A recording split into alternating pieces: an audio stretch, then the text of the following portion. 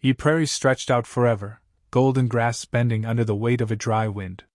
The sun hung low, half buried in the horizon, casting long shadows that stretched like ghosts across the land. Thomas Graves, a rancher turned drifter, rode slowly along the riverbed. His horse, Dust, carried the weary look of a beast that had crossed too many miles without rest. Thomas himself wasn't much better off. His coat was worn, boots cracked, hat tilted low to keep out the dying light. He wasn't looking for trouble. He never was. Trouble just had a way of finding him. That was when he saw her. A figure crouched near the water, half hidden by reeds. At first, Thomas thought it was an animal. But when she turned, he saw the pale face of a young woman, streaked with dirt and blood. She clutched a leather satchel tight against her chest, as though it were the only thing keeping her alive. Thomas dismounted slowly. "Ma'am?" he called out, his voice low, steady. Her eyes widened with terror. She shook her head violently and staggered back. "Stay away," she rasped, her voice raw. "Please, don't open the satchel." Thomas raised his hands, palms out. "I ain't aiming to hurt you. You look half dead. You need water?" Her grip on the satchel tightened. Her knuckles were white, trembling. "Water won't help. Nothing will help now." Thomas narrowed his eyes.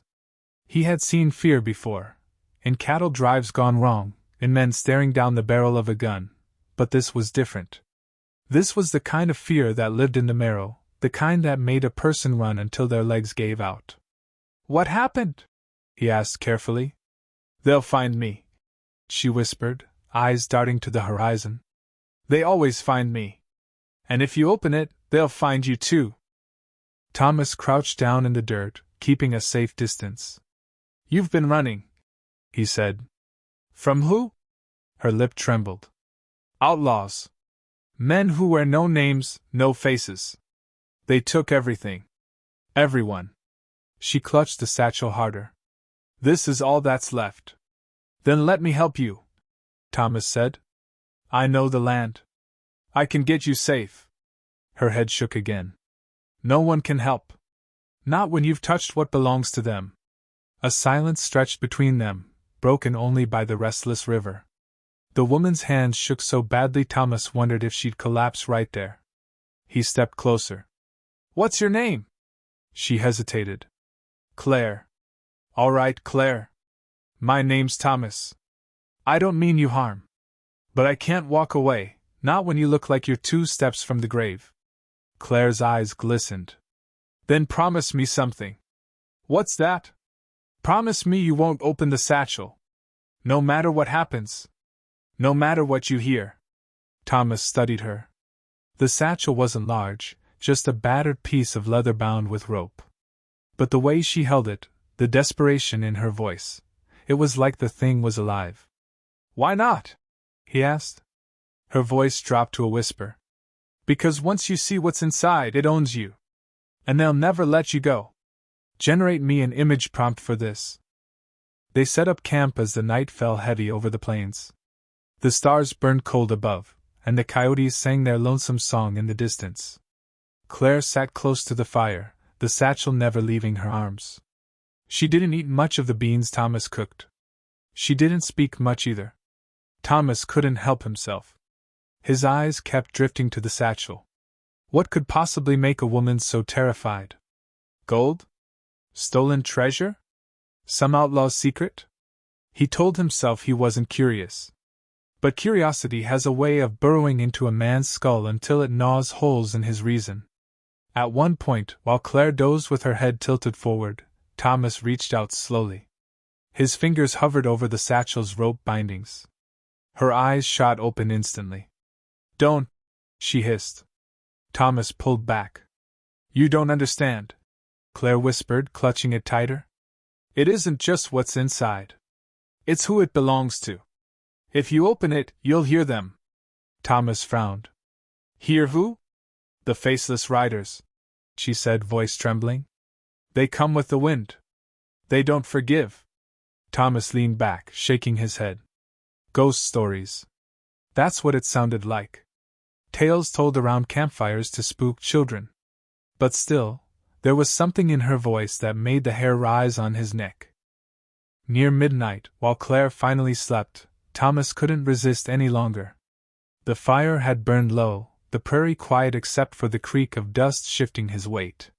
He slid the satchel gently from her arms. Her fingers twitched, but exhaustion held her still. Thomas untied the rope, heart pounding. Inside lay a small bundle of papers, yellowed and brittle. On top of them rested a tarnished silver sheriff's badge. Beneath that, a lock of hair, tied neatly with a crimson ribbon. The hair was blonde, streaked with dried blood at the ends. Thomas froze. The papers were wanted posters.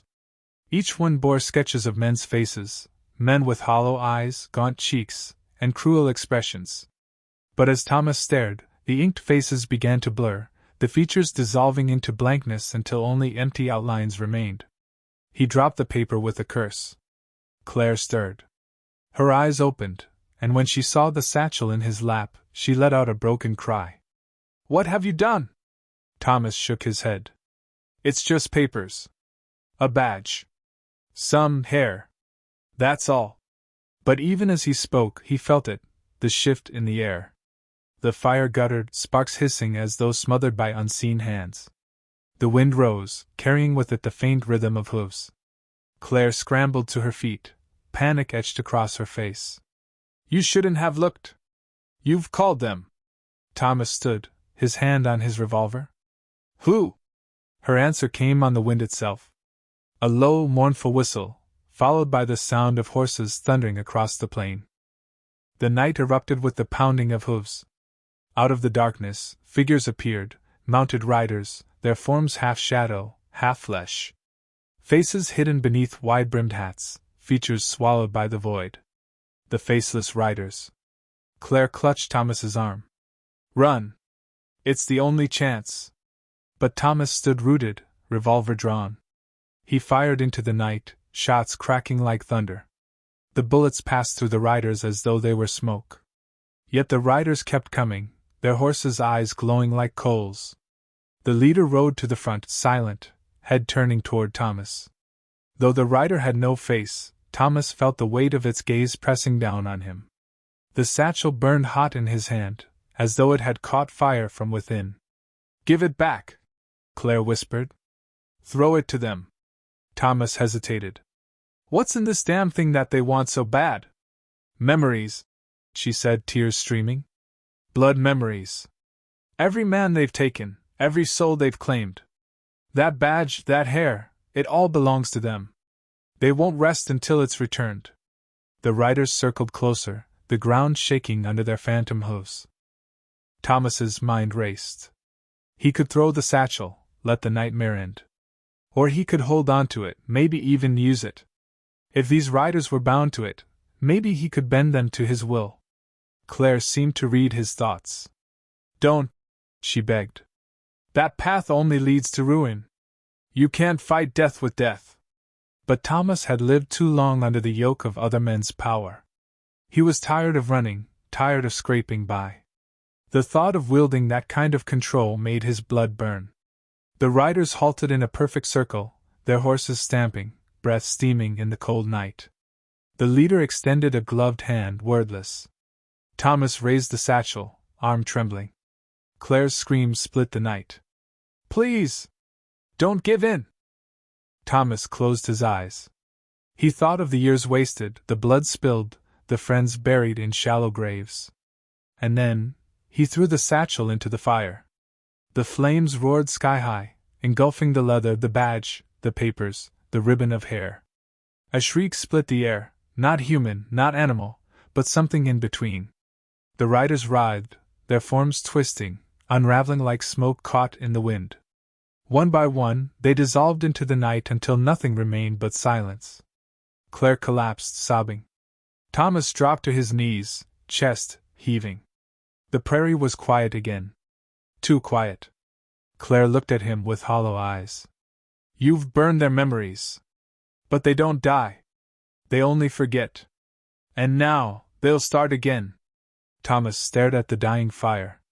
Deep down, he knew she was right. The Faceless Riders were gone, for now. But somewhere, someday, they'd ride again, searching for new souls to claim. And when they did, someone else would have to make the choice.